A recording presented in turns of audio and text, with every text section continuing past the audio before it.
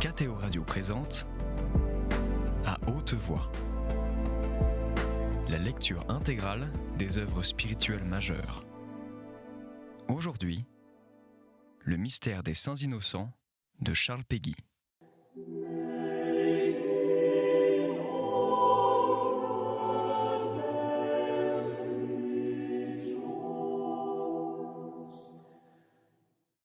Demandez à ce Père si le meilleur moment n'est pas quand ses fils commencent à l'aimer comme des hommes, lui-même comme un homme, librement, gratuitement. Demandez à ce Père dont les enfants grandissent.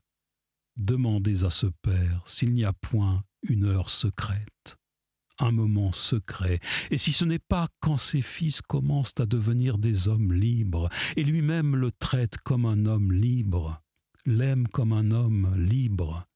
Demandez à ce Père dont les enfants grandissent, demandez à ce Père s'il n'y a point une élection entre toutes, et si ce n'est pas quand la soumission précisément cesse, et quand ses fils devenus hommes l'aiment, le traitent, pour ainsi dire, en connaisseur d'homme à homme, librement, gratuitement, l'estiment ainsi.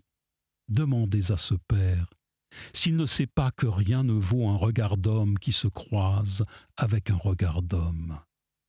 Or, je suis leur Père, dit Dieu, et je connais la condition de l'homme. C'est moi qui l'ai faite. Je ne leur en demande pas trop. Je ne demande que leur cœur. Quand j'ai le cœur, je trouve que c'est bien. Je ne suis pas difficile. Toutes les soumissions d'esclaves du monde ne valent pas un beau regard d'homme libre. Ou plutôt, toutes les soumissions d'esclaves du monde me répugnent, et je donnerai tout pour un beau regard d'homme libre, pour une belle obéissance et tendresse et dévotion d'homme libre, pour un regard de Saint-Louis, et même pour un regard de Joinville. Car Joinville est moins saint, mais il n'est pas moins libre, et il n'est pas moins chrétien, et il n'est pas moins gratuit. Et mon fils est mort aussi pour Joinville. À cette liberté, à cette gratuité, j'ai tout sacrifié, dit Dieu. À ce goût que j'ai d'être aimé par des hommes libres, librement, gratuitement, par de vrais hommes, virils, adultes, fermes, nobles, tendres, mais d'une tendresse ferme. Pour obtenir cette liberté, cette gratuité, j'ai tout sacrifié. Pour créer cette liberté, cette gratuité, pour faire jouer cette liberté, cette gratuité. Pour lui apprendre la liberté. Or, je n'ai pas trop de toute ma sagesse pour lui apprendre la liberté. Je n'ai pas trop de toute la sagesse de ma providence et de la duplicité même de ma sagesse pour ce double enseignement. Quelle mesure il faut que je garde et comment la calculer? Quel autre pourrait la calculer? Et comme il faut que je sois double, et comme il faut que je compose prudemment ce doublement, voilà qui va encore scandaliser nos pharisiens, comme il faut que je calcule prudemment cette duplicité même. Quelle ne faut-il pas que soit ma prudence? Il faut créer, il faut enseigner cette liberté sans exposer leur salut. Car si je les soutiens trop, ils n'apprennent jamais à nager. Mais si je ne les soutiens pas juste au bon moment, ils piquent du nez, ils boivent un mauvais bouillon, ils plongent, et il ne faut pas qu'ils sombrent dans cet océan de turpitude. Je suis leur Père, dit Dieu, je suis roi, ma situation est exactement la même, je suis exactement comme ce roi qui était, je pense, un roi d'Angleterre, qui ne voulut point envoyer de secours, aucune aide à son fils engagé dans une mauvaise bataille, parce qu'il voulait que l'enfant gagnât lui-même ses éperons de chevalier. Il faut qu'ils gagnent le ciel eux-mêmes et qu'ils fassent eux-mêmes leur salut. Tel est l'ordre, tel est le secret, tel est le mystère. Or, dans cet ordre, et dans ce secret, et dans ce mystère, nos Français sont avancés entre tous. Ils sont mes témoins préférés. Ce sont eux qui marchent le plus tout seuls. Ce sont eux qui marchent le plus eux-mêmes. Entre tous, ils sont libres et entre tous, ils sont gratuits. Ils n'ont pas besoin qu'on leur explique 20 fois la même chose. Avant qu'on ait fini de parler, ils sont partis. Peuple intelligent, avant qu'on ait fini de parler, ils ont compris. Peuple laborieux, avant qu'on ait fini de parler, l'œuvre est faite. Peuple militaire, avant qu'on ait fini de parler, la bataille est donnée. Peuple soldat, dit Dieu, Rien ne vaut le français dans la bataille, et ainsi rien ne vaut le français dans la croisade. Il ne demande pas toujours des ordres, et il ne demande pas toujours des explications sur ce qu'il faut faire et sur ce qui va se passer. Ils trouvent tout de même, ils inventent tout de même à mesure qu'il faut. Ils savent tout seuls. On n'a pas besoin de leur envoyer des ordres à chaque instant. Ils se débrouillent tout seuls. Ils comprennent tout seuls. En pleine bataille, ils suivent l'événement. Ils se modifient suivant l'événement. Ils se plient à l'événement. Ils se moulent sur l'événement. Ils guettent, ils devancent l'événement. Ils se retournent. Ils savent toujours ce qu'il faut faire sans aller demander au général, sans déranger le général. Or, il y a toujours la bataille, dit Dieu. Il y a toujours la croisade, et on est toujours loin du général. C'est embêtant, dit Dieu. Quand il n'y aura plus ces Français, il y a des choses que je fais, il n'y aura plus personne pour les comprendre. Peuple, les peuples de la terre te disent léger, parce que tu es un peuple prompt. Les peuples pharisiens te disent léger, parce que tu es un peuple vite. Tu es arrivé avant que les autres soient partis. Mais moi, je t'ai pesé, dit Dieu, et je ne t'ai point trouvé léger. Ô peuple inventeur de la cathédrale, je ne t'ai point trouvé léger en foi. Ô peuple inventeur de la croisade, je ne t'ai point trouvé léger en charité. Quant à l'espérance, il vaut mieux ne pas en parler. Il n'y en a que pour eux. Tels sont nos Français, dit Dieu. Ils ne sont pas sans défaut, il s'en faut. Ils ont même beaucoup de défauts. Ils ont plus de défauts que les autres. Mais avec tous leurs défauts, je les aime encore mieux que tous les autres avec censément moins de défauts. Je les aime comme ils sont. Il n'y a que moi, dit Dieu, qui suis sans défaut, mon fils et moi. Un Dieu avait un fils. Et comme créature, il n'y en a que 3 qui aient été sans défaut, sans compter les anges. Et c'est Adam et Ève avant le péché. Et c'est la Vierge temporellement et éternellement, dans sa double éternité. Et 2 femmes seulement ont été pures étant charnelles, et ont été charnelles étant pures. Et c'est Ève et Marie. Ève jusqu'au péché, Marie éternellement. Nos Français sont comme tout le monde, dit Dieu. Peu de saints, beaucoup de pécheurs. Un saint, 3 pécheurs. Et entre 30 pécheurs et 300 pécheurs et plus. Mais j'aime mieux un saint qui a des défauts qu'un pécheur qui n'en a pas. Non, je veux dire, j'aime mieux un saint qui a des défauts qu'un neutre qui n'en a pas. Je suis ainsi. Un homme avait 2 fils. Or ces Français, comme ils sont, ce sont mes meilleurs serviteurs. Ils ont été, ils seront toujours mes meilleurs soldats dans la croisade. Or il y aura toujours la croisade. Enfin, ils me plaisent, c'est tout dire. Ils ont du bon et du mauvais. Ils ont du pour et du contre. Je connais l'homme. Je sais trop ce qu'il faut demander à l'homme, et surtout ce qu'il ne faut pas lui demander. Si quelqu'un le sait, c'est moi. Depuis que l'ayant créé à mon image et à ma ressemblance. Par le mystère de cette liberté, ma créature, je lui abandonnai dans mon royaume une part de mon gouvernement même, une part de mon invention. Il faut le dire, une part de ma création. Il faut les prendre comme ils sont. Si quelqu'un le sait, c'est moi. Et aussi savez-vous combien une seule goutte de sang de Jésus pèse dans mes balances éternelles? Que donc celui qui est né pour dormir, dorme.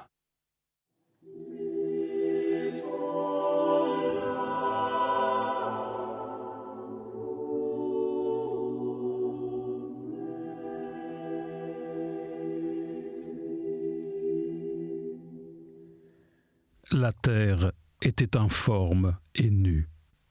Les ténèbres couvraient la face de l'abîme. Et l'Esprit de Dieu était porté sur les eaux. Et ce ne fut qu'ensuite que j'ai créé la lumière. Or Dieu dit que la lumière soit, et la lumière fut. Dieu vit que la lumière était bonne, et il sépara la lumière d'avec les ténèbres.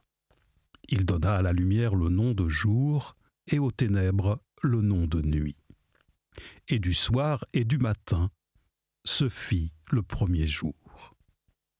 Sera-t-il dit qu'il y aura des regards si éteints, des regards si pâlis, que nulle étincelle ne les allumera plus, et qu'il y aura des voix si fanées et des âmes si blêtes, que nul ressourcement ne les approfondira plus, et qu'il y aura des âmes si fanées d'épreuves, de détresse, et d'avoir vu ce qu'elles ont vu, et d'avoir souffert ce qu'elles ont souffert, et d'avoir passé par où elles sont passées, et de savoir ce qu'elles savent, qu'ils en auront assez, pour éternellement assez, et que tout ce qu'ils demanderont, c'est qu'on leur fiche la paix.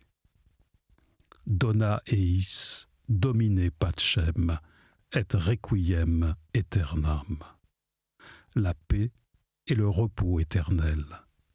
Parce qu'ils auront connu certaines histoires de la terre et qu'ils ne voudront plus entendre de rien que d'un chant de repos et de se coucher pour dormir.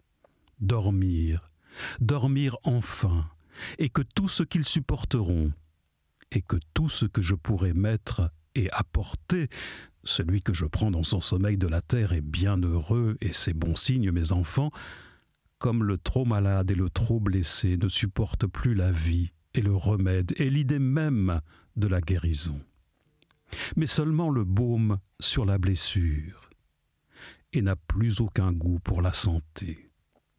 Ainsi sera-t-il dit que sur tant de blessures, ils ne supporteront plus que la fraîcheur du baume, comme un blessé fiévreux, et qu'ils n'auront plus aucun goût pour mon paradis et pour la vie éternelle, et que tout ce que je pourrais mettre sur tant de blessures, sur tant de cicatrices, et sur tant de sacrifices, et sur l'amertume de tant de calices, et sur les ingratitudes de tant de malice, et sur les pointes d'épines de tant de cilices, et sur les écartèlements de tant de supplices, et sur les éclaboussements de tant de sang. J'ai pris le criminel accroupi sur son crime, dit Dieu.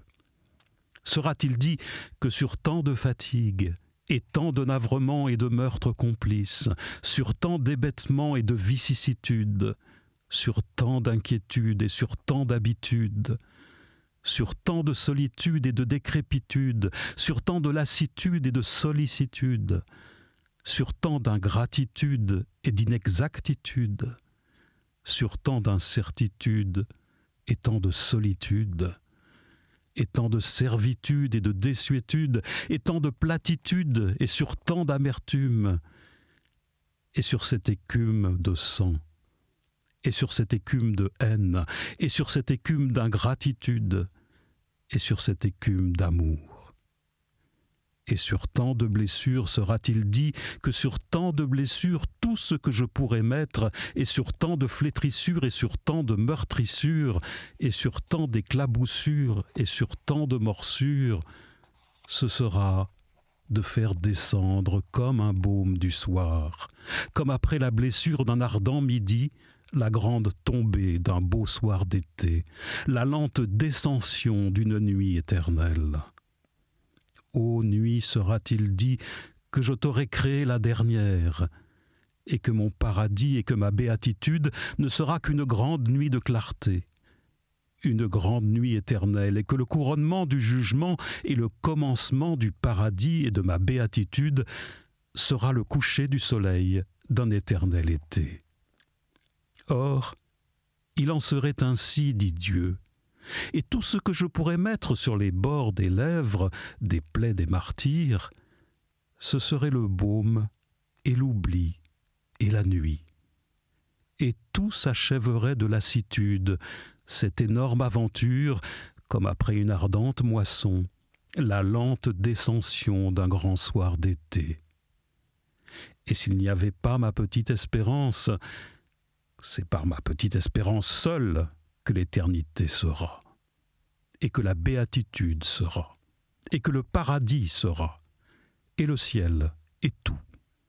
Car elle seule, comme elle seule dans les jours de cette terre, d'une vieille, fait jaillir un lendemain nouveau. Ainsi elle seule, des résidus du jugement et des ruines et du débris du temps fera jaillir une éternité neuve. Je suis, dit Dieu, le Seigneur des vertus. La foi est la lampe du sanctuaire qui brûle éternellement. La charité est ce grand beau feu de bois que vous allumez dans votre cheminée pour que mes enfants les pauvres viennent s'y chauffer dans les soirs d'hiver. Et autour de la foi, je vois tous mes fidèles ensemble, agenouillés dans le même geste et dans la même voix, de la même prière. Et autour de la charité, je vois tous mes pauvres assis en rond autour de ce feu et tendant leurs paumes à la chaleur du foyer. Mais mon espérance est la fleur et le fruit et la feuille et la branche, et le rameau et le bourgeon et le germe et le bouton. Elle est le bourgeon et le bouton de la fleur de l'éternité même. Ô mon peuple français, dit Dieu, tu es le seul qui ne fasse point des contorsions, ni des contorsions de raideur, ni des contorsions de mollesse. Et dans ton péché même, tu fais moins de contorsions que les autres n'en font dans leurs exercices. Quand tu pries agenouillé, tu as le buste droit, et les jambes bien jointes, bien droits au ras du sol, et les deux pieds bien joints, et les deux mains bien jointes, bien appliquées, bien droites, et les deux regards des deux yeux bien parallèlement, montant droit au ciel. Ô seul peuple qui regarde en face, et qui regarde en face la fortune et l'épreuve, et le péché même, et qui moi-même me regarde en face. Et quand tu es couché sur la pierre des tombeaux, l'homme et la femme se tiennent bien droit l'un à côté de l'autre, sans raideur et sans aucune contorsion. Bien couchés droit l'un à côté de l'autre, sans faute, sans manque et sans erreur, bien pareils, bien parallèlement, les mains jointes, les corps joints et séparés parallèles, les regards joints, les destinées jointes, joints dans le jugement et dans l'éternité, et le noble lévrier bien aux pieds. Peuple, le seul qui prie et le seul qui pleure sans contorsion, le seul qui ne verse que des larmes descentes et des larmes perpendiculaires, le seul qui ne fasse monter que des prières descentes et des prières et des vœux perpendiculaires.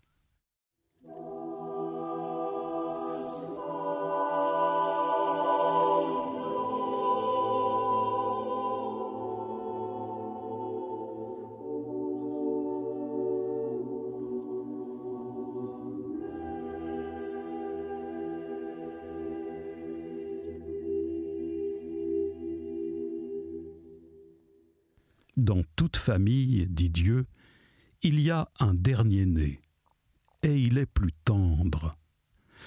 Cette petite espérance qui sauterait à la corde dans les processions, elle est dans la maison des vertus, comme était Benjamin dans la maison de Jacob. Un homme avait 12 fils. Comme les 46 livres de l'Ancien Testament marchent devant les 4 évangiles et les actes et les épîtres et l'Apocalypse qui ferment la marche, comme les 46 livres de l'Ancien Testament marchent devant les 27 livres du Nouveau Testament, ayant posé leurs 46 tentes dans le désert, et comme Israël marche devant la chrétienté, et comme le bataillon des justes marche devant le bataillon des saints, et Adam devant Jésus-Christ, qui est le deuxième Adam, ainsi, devant toute histoire et devant toute similitude du Nouveau Testament, marche une histoire de l'Ancien Testament qui est sa parallèle et qui est sa pareille. Un homme avait 2 fils. Un homme avait 12 fils. Et ainsi, devant toute sœur chrétienne, s'avance une sœur juive qui est sa sœur aînée et qui l'annonce, et qui va devant, et qui a posé sa tente dans le désert, et le puits de Rebecca avait été creusé avant le puits de la Samaritaine. Or, entre toutes, une histoire a planté sa tente. Et avant l'histoire de l'homme qui avait 2 fils, mon enfant, c'est l'histoire de l'homme qui avait 12 fils.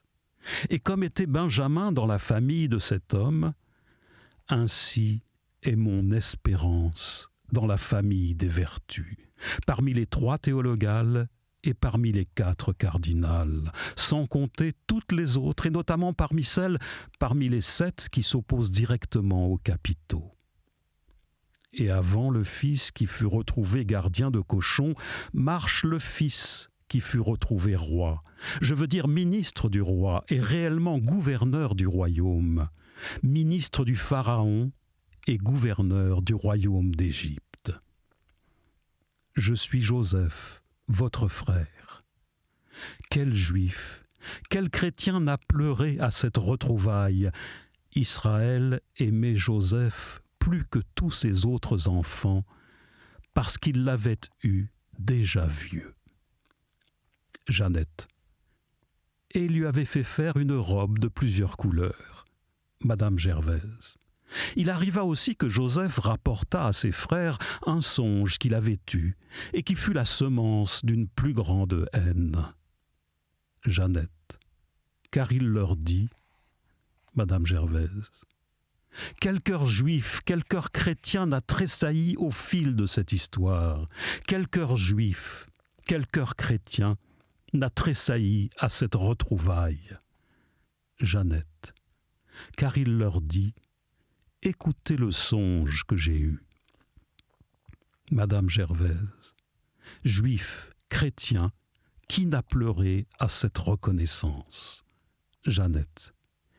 Il me semblait que je liais avec vous des gerbes dans le champ, que ma gerbe se leva et se tint debout, et que les vôtres, étant autour de la mienne, l'adoraient. Madame Gervaise. Ses frères lui répondirent, « Est-ce que vous serez notre roi, et que nous serons soumis à votre puissance ?»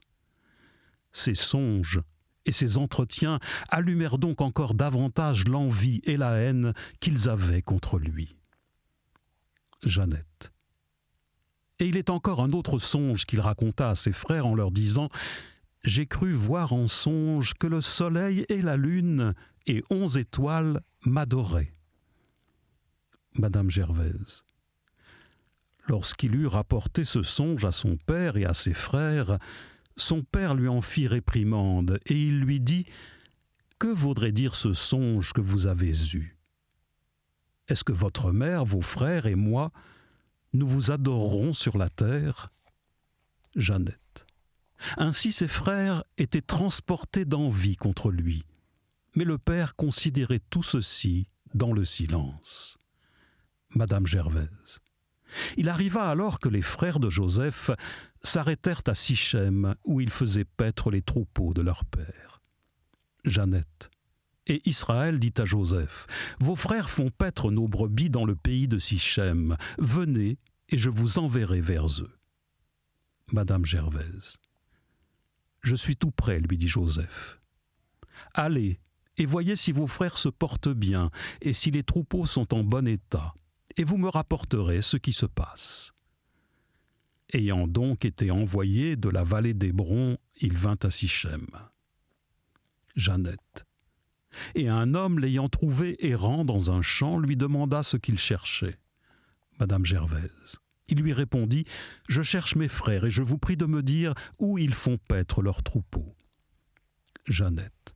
Cet homme lui répondit « Ils se sont retirés de ce lieu et j'ai entendu qu'ils se disaient « Allons vers Dothaïn. » Joseph alla donc après ses frères et il les trouva dans la plaine de Dothaïn. Madame Gervaise. Lorsqu'ils l'eurent aperçu de loin, avant qu'il se fût approché d'eux, ils résolurent de le tuer. Jeannette. Et ils se disaient l'un à l'autre, « Voici notre songeur qui vient. » Madame Gervaise. Allons, tuons-le, et le jetons dans cette vieille citerne. Nous dirons qu'une bête sauvage l'a dévoré. Et après cela, on verra à quoi ces songes lui auront servi. Jeannette. Ruben, les ayant entendus parler ainsi, tâchait de le tirer d'entre leurs mains, et il disait Madame Gervaise. Ne le tuez point et ne répandez point son sang, mais jetez-le dans cette citerne qui est dans le désert et conservez vos mains pures. C'était À haute voix, une émission de KTO Radio. Aujourd'hui, le mystère des Saints Innocents de Charles Péguy. Lecture, Michel Bonneton. Captation et réalisation, Aymeric Plouinec et Thibaut Dagalier. Une émission disponible en podcast sur ktoradio.com et sur l'application KTO Radio.